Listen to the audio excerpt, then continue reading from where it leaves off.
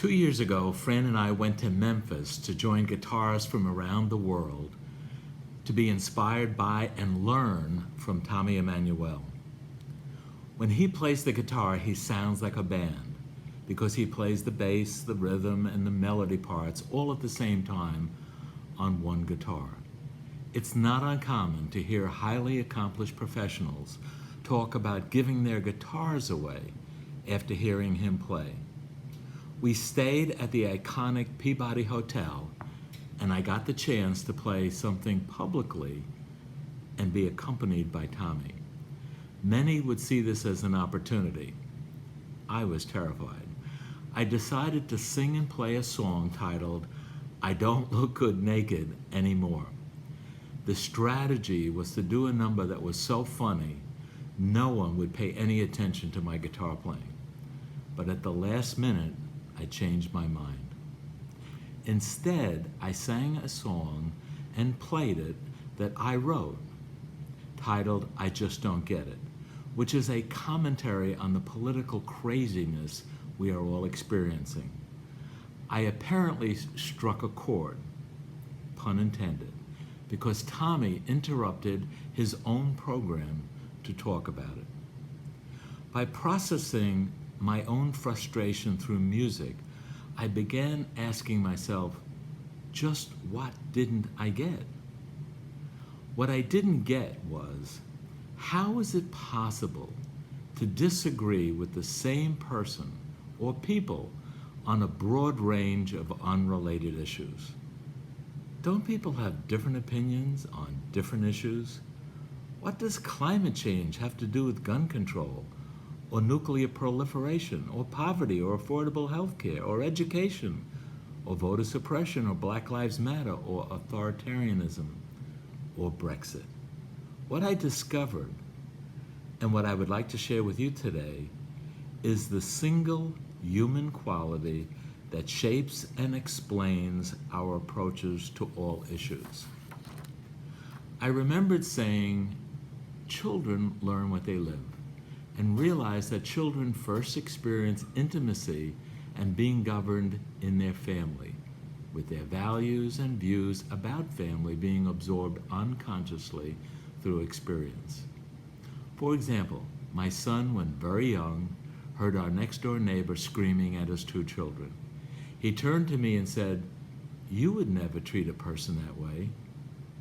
He didn't say treat him that way, or a child that way. He generalized it to include all people all the time. Then I noticed people pay attention to different things and give different meanings to the same things. You would think this would generate a variety of perspectives, but instead we find a significant number of people with the same perspective on a broad range of unrelated issues. Why is that?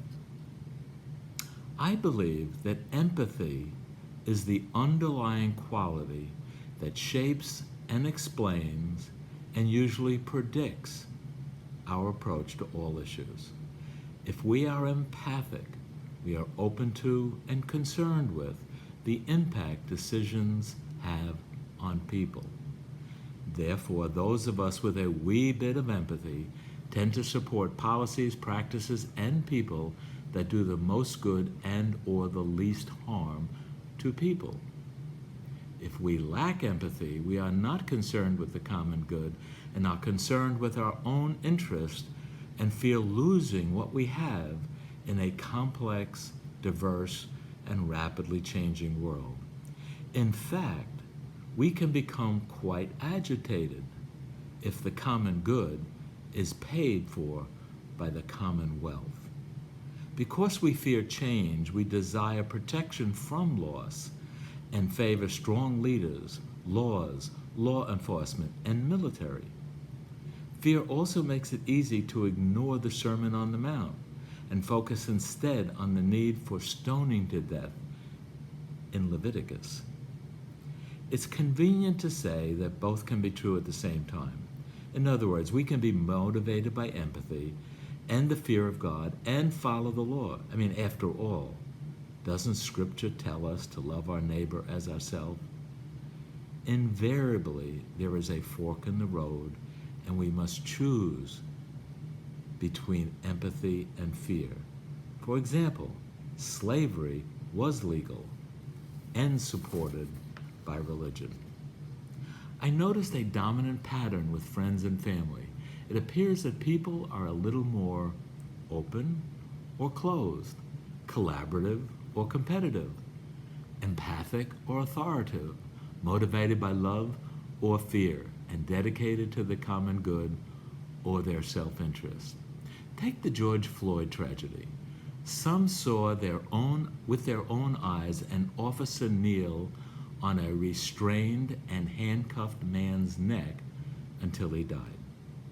They interpreted this as murder and abuse of power.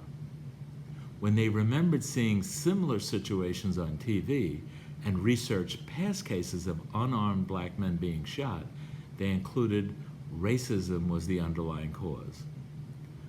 On the other hand, some people saw another black criminal being caught and resisting arrest right after the crime, which was then followed by rioting, looting, and Black Lives Matter and Antifa-affiliated activists engaged in pitched battles with the police and National Guard to further undermine the rule of law. As one person put it, this is a control and power issue and has nothing to do with racism and inequality, which, by the way, was confirmed by Fox News. I also observe how people with empathy are open to a broader, more nuanced perspective and can recognize and respond to hassled and abused African Americans, as well as young, frightened, and poorly trained cops, as well as innocent storekeepers and overwhelmed politicians. So now I get it. We keep disagreeing with the same people about unrelated issues because the issues are not the issue. Let me repeat that. We keep disagreeing with the same people about unrelated issues because the issues are not the issue. Our trying to make the world better for people involves changing the way things are now, which frequently results in some people losing some of their power and or privilege. If they believe, as many do, that there isn't enough of what's important to go around, they are threatened when others want more. If we lack empathy and are not particularly concerned for the common good, but very concerned about any attempts to take away our money through taxes, our freedom through regulation, our security through gun control, our opportunity through affirmative action, our power through women's lib, our eternity through secularism, and our way of life through same-sex marriage. So I finally get it.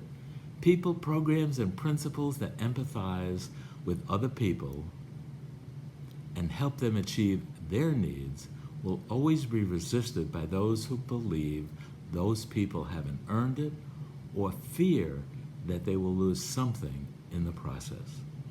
So what do? These people are friends, family, and fellow citizens.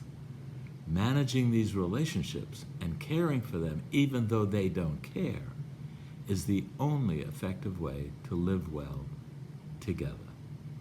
And the only way to do that is by focusing on their fear rather than all the issues that scare them. And this requires empathy.